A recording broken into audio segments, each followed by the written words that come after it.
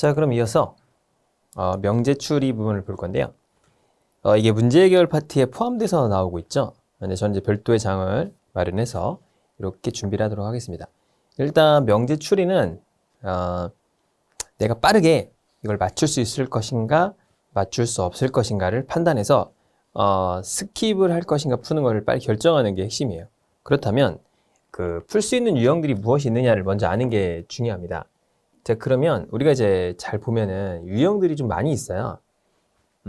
추리, 명제 추리다 라고 하는 거는 사실은 종류가 굉장히 많은데 우리 이제 직업기초능력 평가에서는 이 문제 해결 능력에 포함돼서 나오고 있죠. 자, 그렇다면 여러 가지가 있는데 이 PSAT 5급 행정고시 같은 경우에 언어 논리라는 이름으로 명제가 주로 나오죠. 명제. PQR이라고 하는 명제 문제가 나오고 상황 추리도 나옵니다. 리트라고 해서 여기서 이제 논리 퀴즈가 보통 나오죠. 그죠? 그 다음에 이제 우리 적성 시험이라고 하는 삼성의 G사트나 이런 계열들은 주로 이제 추리 문제가 많이 나옵니다. 그럼 추리에는 뭐가 있느냐? 첫 번째, 참거짓 문제가 있죠. 마피아 문제, 연쇄 퀴즈 문제, 뭐 이런 게 있죠. 그 다음에 명제 문제로 정원 3단 논법, 가은 3단 논법, 논리 퀴즈 뭐 이런 것들이 있습니다. 뭐 PQR 뭐 이런 거 있잖아요. 그 다음에 이제 뭐 모든 뭐뭐는 뭐뭐다, 어떤 뭐뭐는 뭐뭐다 이래가지고 푸는 게 있는데 일단 정원 3단 논법은 제가 2권에서 정말 완벽하게 알려드립니다. 여러분 막 들으신 분들이 되게 이틀 막 거의 30초, 20초 만에 답이 나와요. 막 놀랍죠. 그래가지고 막 그냥 정답을 막 찍고 넘어가니까 완전 땡큐다. 이건 제가 2권에서 친절하게 모두 다 설명해 드리겠습니다. 정말 기가 막힙니다. 자, 그 다음에 가원 3단 논법이라고 하는 건 우리가 이제 PQR을 보통 말하죠. 근데 이게 이제 그냥 풀리는 게 아니고 기호화를 해야 돼요. 기호화. 그러니까 기호화를 할 줄 알아야 되는데 굉장히 좀 디테일한 영역이라서 제가 뭐 3과목에서 3권 있죠. 3권에서 완벽하게 다루었습니다. 그러니까 이제 이 1권, 2권, 3권을 쭉 가시면 여러분들은 추리 영역에 대해서 거의 한 99% 다 맞출 수가 있습니다. 그런데 이 99%를 다 맞출 수 있는데도 불구하고 시험장에서 맞출 수가 없어요. 왜냐하면 시간이 부족하기 때문에 그래요. 그렇다면 어떻게 접근해야 될 것인가를 이제 설명을 드리려고 해요. 빨리 푸는 법이 중요하겠죠. 자, 문제 해결 능력은 사고력을 증진시켜서 풀이를 해야 돼요.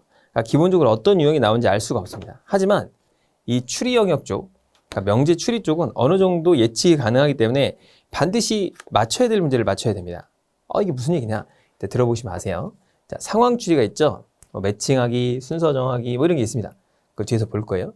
자, 우리 NCS는 도형 추리 안 나옵니다. 뭐 이렇게 뭐 3D 같은 거 있잖아요. 3D 모형, 그다음에 뭐 펀칭 같은 거 있죠. 그다음에 뭐 삼각형 돌리는 거 뭐 여러 가지 있는데 그런 거 잘 안 나오고 적성에서 많이 나오고요. 자, 수추리 계열들이 있죠. 수추리 뭐 1, 3, 5, 7 다음에 뭐냐 뭐 9다 뭐 이런 거 있잖아요. 이것도 안 나오죠. 잘 안 나옵니다. 약간 그 문제 해결에서는 나올 법한데 잘 안 나와요. 그러니까 우리가 이제 기본적으로 이 두 개는 저희 교재에서 다루지 않습니다. 자, 그러면 참거짓, 명제 추리, 그다음에 상황 추리라고 하는 이 세 가지를 기점으로 보는데, 자, 요건 제가 설명했죠. 이번 장에서는 가원 3단 논법에 대한 기초적인 것만 알려드릴 거예요. 그러니까 PQR의 기호화에 대해서 뭐 대우 명제 뭐 이런 거 있죠. 많이 들어보셨죠? 뭐 이런 것들을 기호화를 하는 방법을 알려드리고 간단한 정도의 풀이, 그러니까 여러분들이 기본서를 보고서 시험장에 들어가서 풀 수 있는 수준의 그런 걸 알려드리고, 자, 이 참거짓 문제는 굉장히 종류가 많아요. 근데 그 중에서도 여러 가지 케이스를 분류해서 제가 맞추는 법을 알려드리는데 그 중에서도 최고가 뭐냐? 직해법 1번과 2번입니다. 이것만 알면 여러분들은 어떤 문제가 됐건 30초에서 1분 안에 무조건 풀 수 있습니다. 자, 그 다음에 이제 뭐 한쪽이 참이면 한쪽이 거짓인 논리 뭐 이런 것들, 그다음에 직해법 1번으로 풀이가 안 되는 것들, 이런 것들을 분류를 해서 자, 보도록 하겠습니다. 자, 명제 문제는 이 모든과 어떤이 되는 이게 정원 3단 논법이라고 합니다. 제가 그거는 기가 막힙니다. 여러분 들어보시면 깜짝 놀래요. 자, 그런 풀이법이 있는데 그건 이제 2권에서 다뤄드리도록 하고요. 자, 영역 추리는 뭐 연쇄 퀴즈 쭉 있죠. 이거는 뭐 추리 영역이라고 보기에는 상황 판단 추리라고 해서 우리가 이제 형태에 맞게끔 보는데 뭐 이런 거 원형에 배치되는 거, 순서 누가 먼저 오느냐 뭐 이런 것들이 대부분 다 여기에 들어가는 거죠. 자, 귀납 추리 뭐 이런 게 있다 정도 이해하시면 되고 뭐 전혀 이론적으로 알 필요가 전혀 없습니다. 자, 그 중에서도 명제 추리에서 참거짓이 있어요. 참거짓. 참거짓은 마피아 문제가 있습니다. 뭐 시민은 참말만 하고 마피아는 거짓말만 하고 뭐 이런 거 있잖아요. 그렇죠? 그런 계열이 있는데 이거는 일단은 그런 유형이 있으면 이 사람을 시민이라고 보고 판단해요. 풀이하는 법이 있습니다. 나중에 보여드리도록 할게요. 자, 그 다음에 참거짓 일반 문제는 직해법 1번과 2번으로 풀이합니다. 그럼 이제 이번 시간에는 직해법 1번과 2번 그리고 직해법 1번, 2번이 기가 막힌 풀이에요. 그래서 한 30초면 다 풀립니다. 그러다 보니까 이렇게 되는 거죠. 1번과 2번이 통하지 않는 유형의 참거짓 문제가 싹 나와버리는 거예요. 하지만 그런 유형도 우리는 이건 30초 안에 안 풀립니다. 솔직히 얘기해 30초 안에 안 풀리고요. 유형이 좀 있는데 PQR을 활용하는 기호화를 활용해야 되는 거는 한 1분 30초가 걸려요. 그러니까 이것도 이제 구분하는 법을 알려드릴게요. 자, 그러면 직해법 1번과 2번이 있다고 했을 때 통하지 않는 건 어떤 유형이냐를 먼저 알아야 되고 얘가 직해법 1번이 얘가 직해법 2번이니를 알아서 풀이를 하는 게 좋습니다. 자, 그래서 요 풀이법에 대해 설명을 드리도록 할게요. 일단 이걸 이제 설명하는 건 의미가 없고 문제를 보면서 풀이하는 게 좋으니까. 자, 정원 명제 유형. 자, 이거 2권에서 정확하게 풀어드리고요. 가원 명제는 이게 이제 기호화를 해야 되는데 3권에서 엄청난 풀이법을 알려드리겠습니다. 이건 너무 그러니까 굉장히 고난도예요. 그래서 굳이 거기까지 알 필요는 없지만 좀 더 디테일한 그런 명제를 알고 싶은 친구들은 알면 좋습니다. 그리고 이게 언어 논리 쪽에서, 그러니까 우리가 이제 의사소통 능력이라고 하는 그쪽에서도 활용이 되기 때문에 여러분들이 꼭 알고 있으면 좋겠다라는 겁니다. 그래서 세상 모든 이치가 다 이렇게 논리학으로 다 가능해요. 설명을 할 수가 있습니다. 그 논리학 쪽으로 얘기를 하는 사람들은 말을 잘한다는 소리를 듣고요. 그 다음에 상대방을 설득하는 데 있어서 또는 상대방의 어떤 주장을 깨는 데 있어서 논리적으로 잘 증명을 할 수가 있는 거죠. 그러니까 그게 이제 논리학적으로 얘기를 잘한다, 말을 잘한다, 설명을 잘한다 이렇게 얘기를 하는 거예요. 자, 그런 것들을 3권에서 다뤄드리도록 하겠습니다. 자, 상황 추리 문제는 너무나 다양하기 때문에 이것도 유형이 있어요. 그래서 그냥 풀 수 있는 게 있고 논리학으로 풀 수 있는 게 있고 종류가 많아요. 그럼 이제 논리학으로 푸는 어려운 거는 3권에서 보내버리고요. 이번 장에서는 우리가 그냥 적당히 어느 정도 수준에서만 풀 수 있는 거를 설명을 드리도록 하겠습니다. 자, 여러분들이 시험에 제일 잘 나오는 건 요거죠. 참거짓 20초가 걸릴 때도 있고요. 30초가 걸릴 때도 있어요. 자, 그래서 직해법 1번, 2번인데 풀이가 안 되는 건 밑에 여기 설명이 되는데 다시 설명을 드리도록 할게요. 이거를 지금 읽어봐야 의미가 없습니다. 자, 그래서 직해법 1번이 뭐냐 이런 겁니다. 그럼 직해법 1번의 조건을 먼저 알아야 되는데 일단 첫 번째 조건이 조건 명제가 있으면 안 됩니다. 질문상에서 A면 B다가 조건 명제죠. 그쵸? 이걸 이제 기호화하면 이런 식으로 표현이 됩니다. 이런 명제가 들어있으면 안 돼요.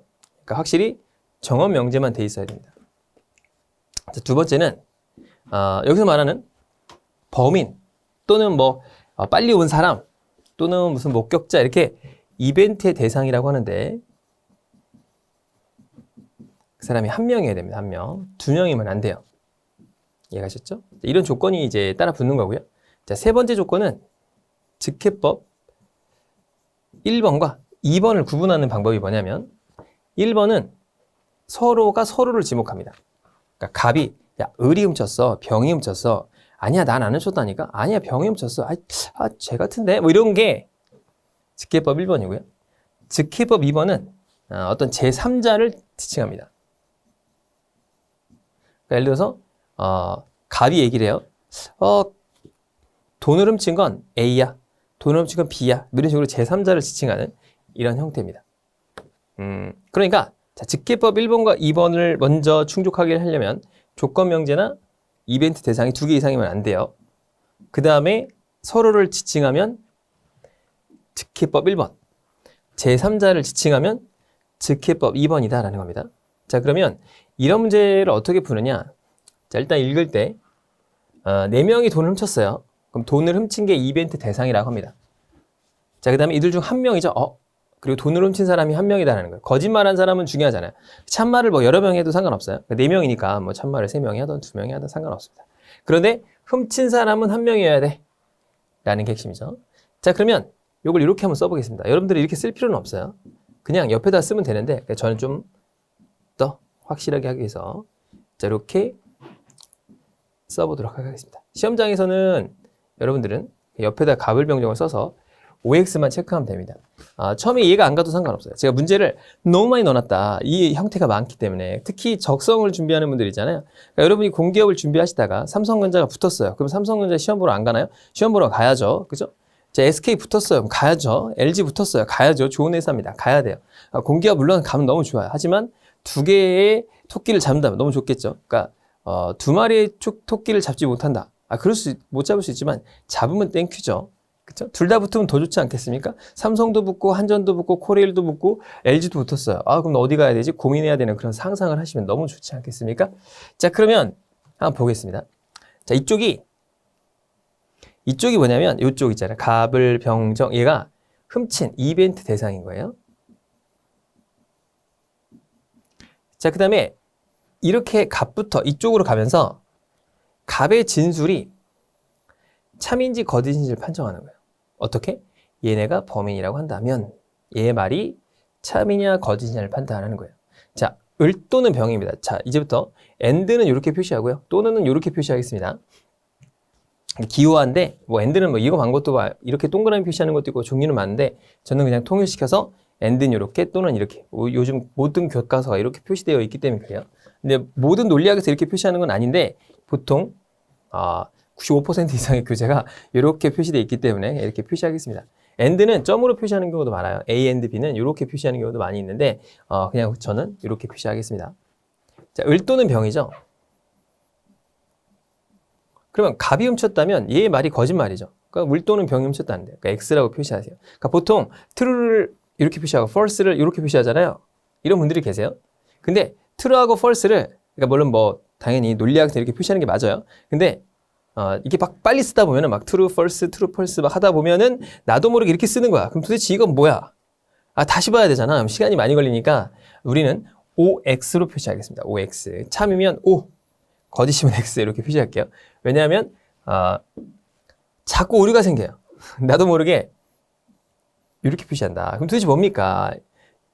정자도 아니고 그죠? 그러니까 이렇게 표시하지 말고 OX로 표시를 하시기 바랍니다. 자, 그러면 다시 한번 보면 갑의 진술대로 얘네가 범인이라면 얘의 진술이 참거짓이냐는 거죠. 자, 그럼 을이 훔쳤어요. 그럼 얘의 말이 맞죠?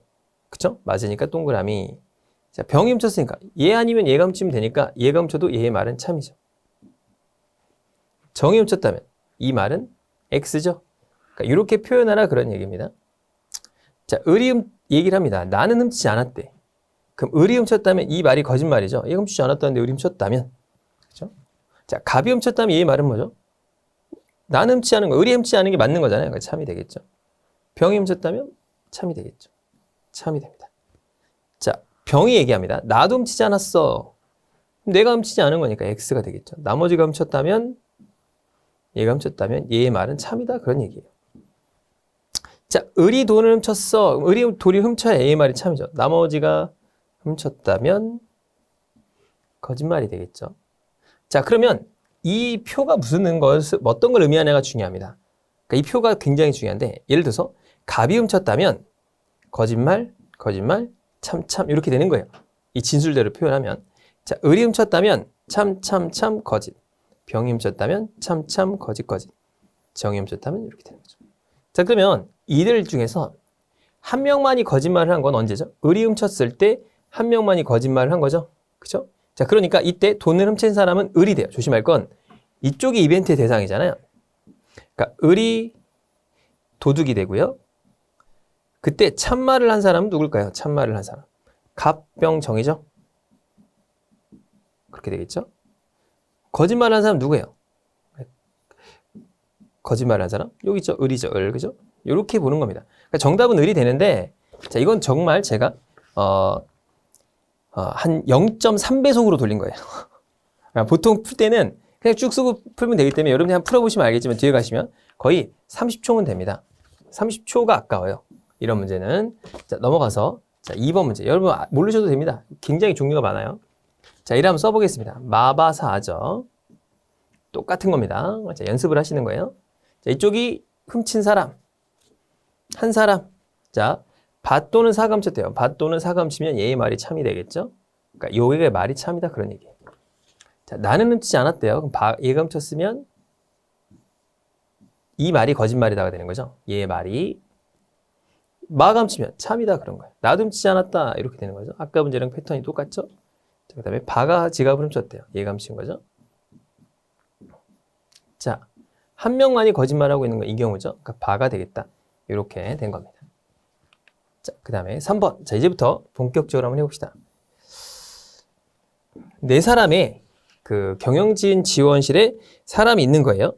자, 그런데 이 네 사람 중에서 최근 일어난 임원진의 횡령과 연관이 있는 사람이 하나. 자, 오케이, 땡큐. 한 명입니다.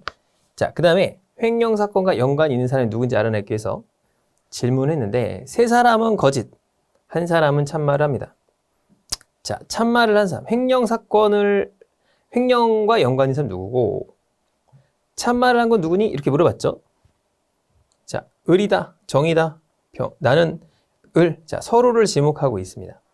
조건 명제 있나요? 조건 명제 없습니다. 가업 명제가 조건 명제예요, 참고로. 자, 그래서 여기다가 갑을 병정을 이렇게 깔끔하게 딱 씁니다. 얘가 뭐죠? 횡령 사건과 연관이 있는 사람이겠죠. 자, 갑이 진술합니다. 횡령 사건과 연관이 있는 사람은 을이야. 그럼 을이 횡령 사건과 연관이 있으면 참이 되겠고, 나머지 갑이 훔쳤으면 얘의 말이 거짓말이겠죠. 자, 횡령 사건과 있는 사람은 정이야. 그럼 정이 훔쳐가면 이렇게 되겠죠.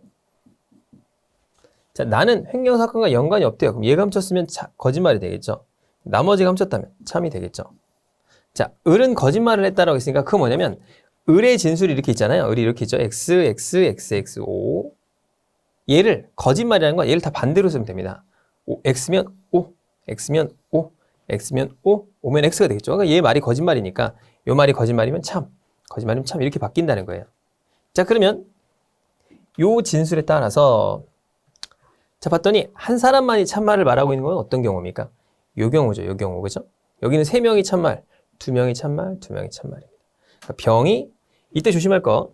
자, 횡령 사건과 연관 있는 사람은 누구예요? 병입니다. 병. 그죠? 이쪽이 병이고요. 그때 참말을 한 사람 누구예요? 얘죠. 얘 정입니다. 정.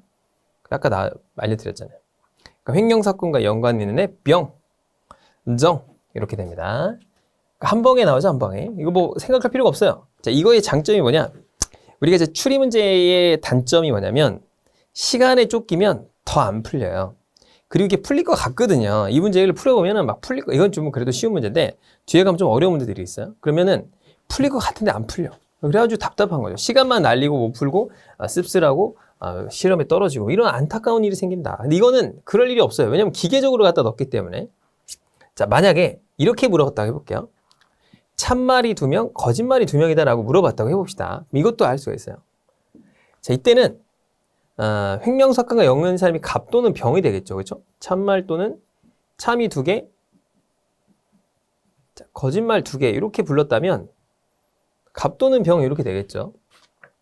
그때 조심할 게 있어요. 뭐냐면 일단 갑, 을, 병, 정을 써보면 얘가 XX, XO, OO, OX 뭐 이렇게 되죠. 여기 이제 갖다 놓은 거예요. 제가 이거를.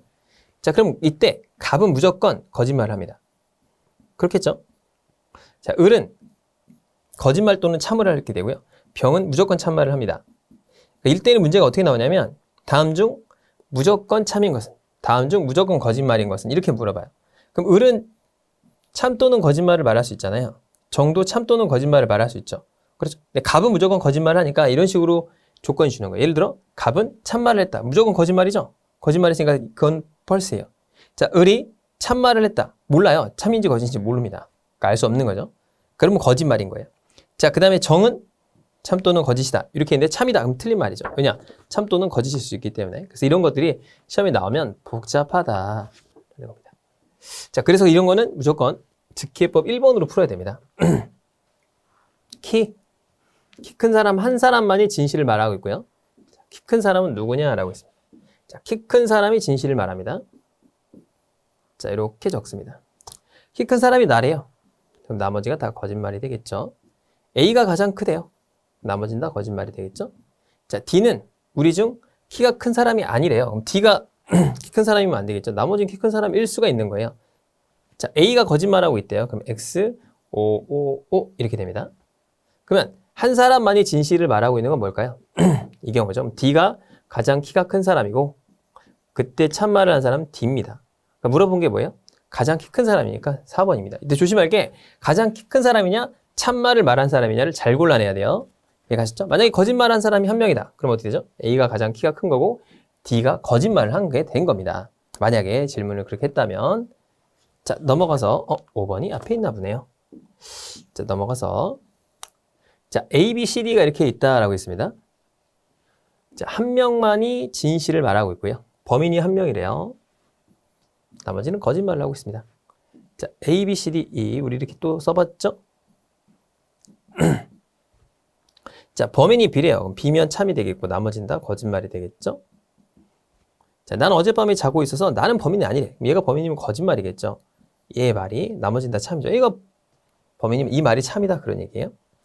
자, A와 D가 어제 사건 지역을 방문했는데 적어도 둘 중 한 명은 범인이다. 이건 뭐냐면 A 또는 D가 범인이다라는 뜻이에요. 그러니까 A가 범인일 수도 있고 D가 범인일 수도 있죠.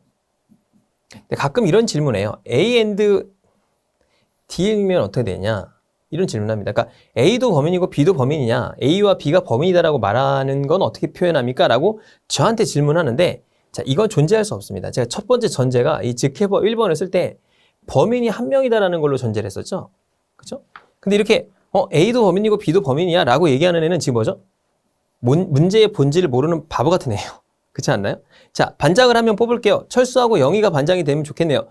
헛소리하고 있는 거죠. 반장이 한 명이라고 했잖아. 근데 왜 두 명을 말해? 이렇게 말한 것처럼 end는 나올 수가 없어요. 이 문제에서는. 그러니까 만약에 범인이 두 명이다라고 했을 때는 end가 나올 수 있겠죠. 이건 end가 안 나옵니다. 그러니까 또는밖에 안 나오는 거예요. 그래서 이렇게 표시가 됩니다. 자, 나와 이는 범인이 아니래요. 그러면은 내가 범인이면 안 되겠고 이도 범인이면 안 되겠죠. 이런 end가 가능하죠. 범인이 아닌 애들은 4명이니까. 그렇겠죠? 그럼 나머지는 범인일 수 있겠네요. 자, 범인은 C래요. 자, 이렇게 됐습니다. 자, 봤더니 한 명의 진술만이 진실이라고 했습니다. 자, 어떤 경우죠? 이 경우죠, 이 경우죠. 한 명의 진술만이 진실이라고 했으니까. 그때 범인은 누구예요? 범인은 2가 되겠죠. 2, 그렇죠? 보면은 자, 2가 된다. 이렇게 보시면 되겠네요. 여기는 3명이 참말했고 2명이 참말했고 3명이 참말했고 2명이 한 명이니까 범인이 누구예요? 이고 참말을 한 사람 B입니다. B.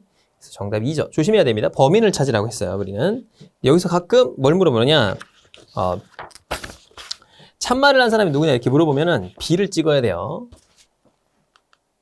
자, 넘어가서 해설이 너무 친절하게 써 있어요.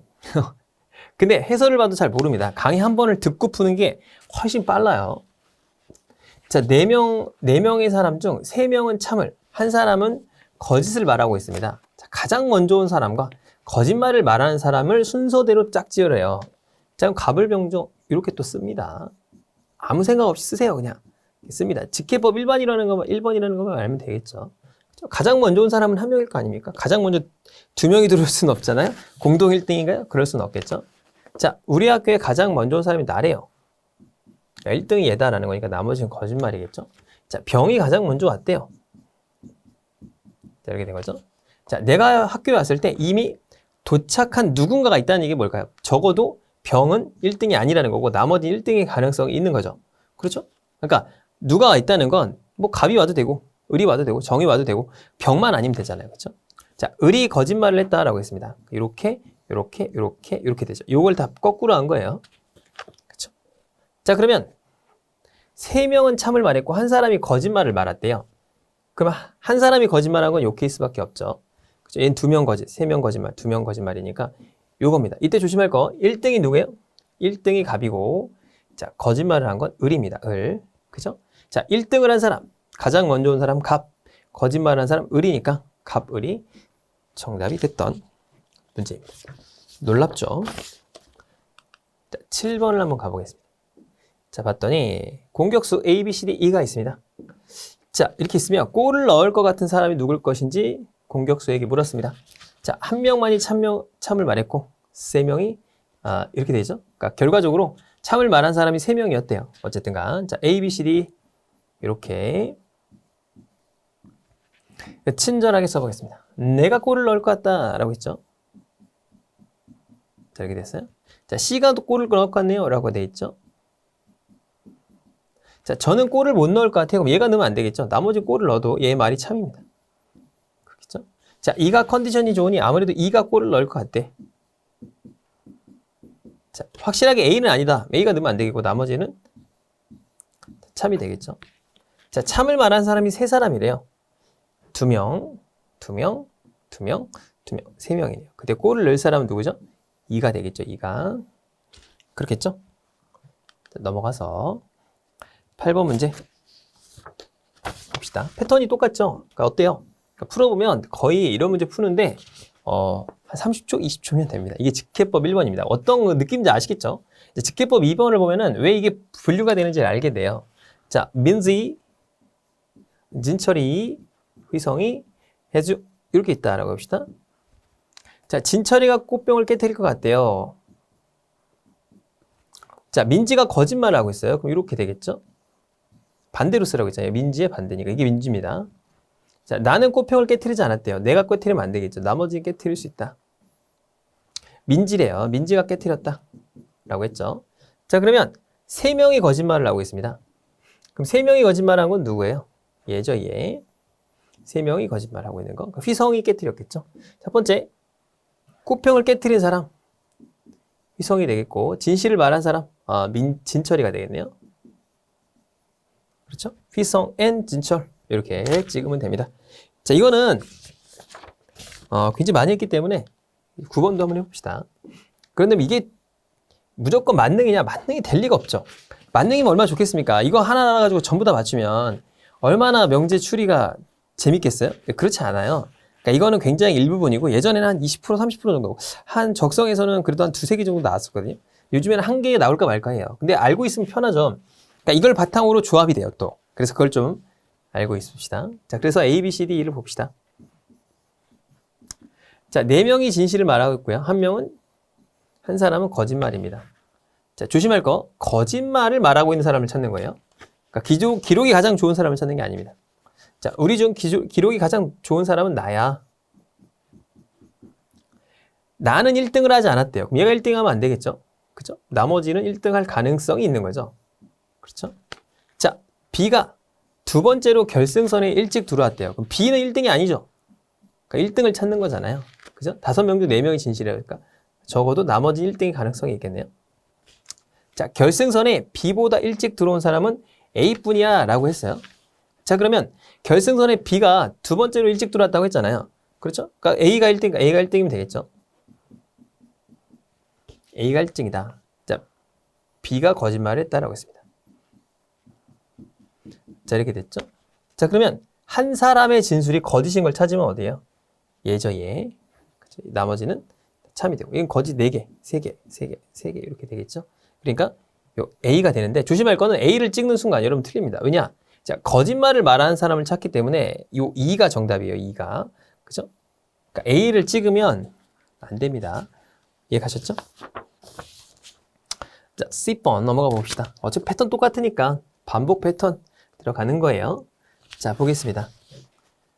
자, B가 거짓말하고 있어. 이게 한 명은 범이고 참말을 말하고 있다. 뭐 A, B, C, D, E를 이렇게 써봅시다. 범인 한 명만이 참말하고 있다. 자, B가 거짓말을 하고 있대요. 그러니까 B를 먼저 봐야겠죠. 자, D가 범인이야. 이렇게 된 거죠. 그러니까 B가 거짓말하고 있으니까 이렇게 되겠죠. 자, B가 범인이야. 나는 범인이 아니야. 자, 이렇게 되겠죠. 자, 한 명만이 참말을 말하고 있습니다. 요거죠. 범인 누구예요? D. 참말을 한 사람 B가 되겠네요. 그죠? 정답이 5번이다. 얼마나 기계적입니까? 쫙쫙 나오죠. 그냥 멈추지 마세요. 무조건 도전 하시면 됩니다. 자, 그 다음에 여기서 좀 어렵습니다. 자, 여기서부터 이제 좀 더 복잡해지는 문제들이 나와요. 자, 보게 되면 가불병 3명이 이렇게 중에서 한 명이 연수 중 우수사원으로 선정됐는데 가불병 3명이 한 말이 참인지 거짓인지 알 수가 없대요. 알 수가 없는 거예요. 자, 그러면 모두가 참을 말하거나 모두가 거짓말을 말하진 않는다라고 했어요. 자, 그럼 이 경우는 이제 한번 볼게요. 첫 번째, 갑을병을 이렇게 한번 써보겠습니다. 자, 그 상태로 얘를 한번 볼게요. 나는 우수사원 선정됐대요. 그러니까 직계법 1번으로 그냥 풀어보는 거예요. 나는 우수사원이 되니까 얘네들은 우수사원이 되면 안 되겠죠. 그렇겠죠? 자, 한 명이 우수사원이니까. 자, 나도 우수사원이 됐대요. 그럼 내가 우수사원이 됐으면 얘네들은 다 거짓말이 되겠죠. 자, 그런데 얘가 한 말이 우리들 가운데 참을 말한 사람은 한 사람이다 라고 얘기를 했어요. 이게 뭔 말이냐 이거죠. 자, 그러면 병의 말이 모두 참이라 라고 가정하거나 또는 거짓이라고 가정을 한번 해봅시다. 자, 그럼 얘가 참이라고 해볼게요. 그러면 자, 우리들 가운데 참을 만한 사람이 한 명인데 이 경우 갑이 우수사원이면 두 명이 참말을 한 거죠. 그러니까 땡, 성립할 수 없어요. 자, 을이면 마찬가지로 참을 만한 사람이 한 사람이라고 했는데 두 명이죠. 을이 우수사원이 되면 거짓이 되겠죠. 자, 이때는 참을 만한 사람이 한 명이고 참인 게 맞는 거죠. 이건 성립합니다. 성립된 거예요. 자, 위쪽으로 와서 얘가 거짓말을 한 경우도 있을 거 아닙니까? 똑같이 이 상태로 놓고서 이 상태는 그대로 있겠죠? 이 상태에서 병이 거짓말을 한번 해본 거예요. 자, 그러면 우리들 가운데 참을 말한 사람이 한 사람이다 거짓말이니까 한 사람은 아니라는 거죠. 그죠? 한 사람은 아닌데 한 사람이야. 그러니까 성립하지 않아요. 그러니까 두 명 이상이어야 되는데 한 명인 거잖아요. 그죠? 그러니까 성립하지 않습니다. 이것도 마찬가지죠. 자, 한 사람이다 라는 게 거짓이어야 돼. 근데 한 사람이잖아요. 그러니까 성립하지 않아요. 이건 뭐죠? 한 사람이 아니다. 그러니까 이거 맞는 거예요. 0명이니까 맞는데 이 말이 맞아요. 근데 문제는 뭐죠?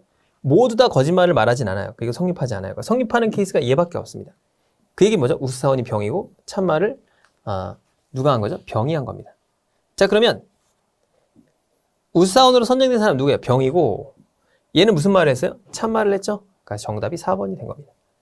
약간은 복잡하죠. 약간은 복잡하지만 약간만 복잡합니다. 그러니까 풀 수 있는 문제였다라고 보시면 돼요. 이렇게 응용이 가능해요. 자, 그래서 여기까지 보고 다음 시간에 좀 더 복잡한 직계법들을 보는데 굉장히 문제 많죠? 쭉 풀어보시면 아마 이해가 좀 되실 겁니다. 여기까지 하고 다음 시간에 12번하고 직계법 2번부터 들어가도록 하겠습니다. 수고하셨습니다.